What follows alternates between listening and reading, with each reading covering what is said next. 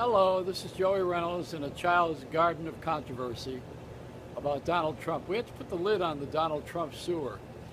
I've been known as the father of shock jocks. Now, what we used to do is we'd get on the radio in those days. Joe Pine did it on television famously in Los Angeles. He got so bad that one day he had a wooden leg, and this is a true story. Joe got so mad at one of the guests that he took his leg off and started pounding the guy on Channel 5. Now that's a true story.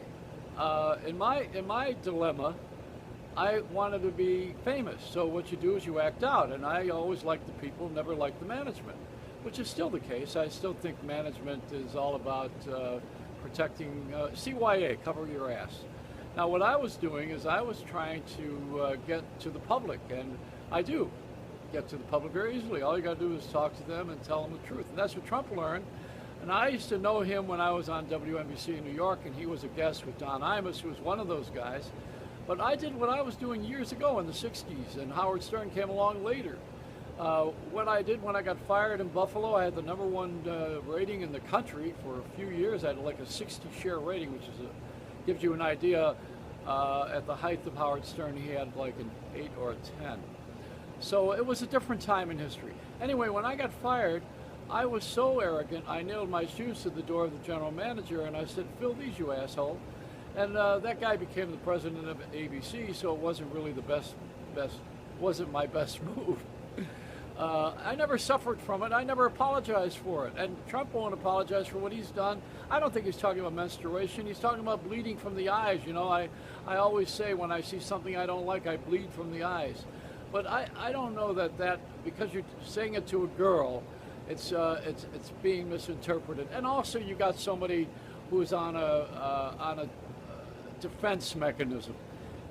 I didn't have that kind of there was nobody who gave me a fight back in those days, because you stand there, and the only time I ever got anybody who was mad at me was Tom Donahue at a Billboard convention. Protected me from someone who pied me because they thought that I was outrageous and out of line. So they threw a pie in my face. I even have a picture of that. You take your chances when you're honest with people. People have a certain way of believing something, and our belief systems are intact until somebody rattles our cage, and then we realize that we have to break through.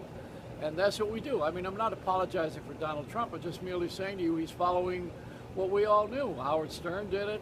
At one time, Regis Philbin did it in a softer way. Oprah Winfrey did it. We're called personalities, and we have come through on the air by saying things that we believe, and also they're the things that we think the public wants to hear, and we get famous for it. So that's the payoff. And when you're famous like that, you're open for criticism. So that's what's going on. I mean, the guy is staying on top of his game, and I'm just explaining to you how that goes, because I think there's a misunderstanding. The media is like a lobster.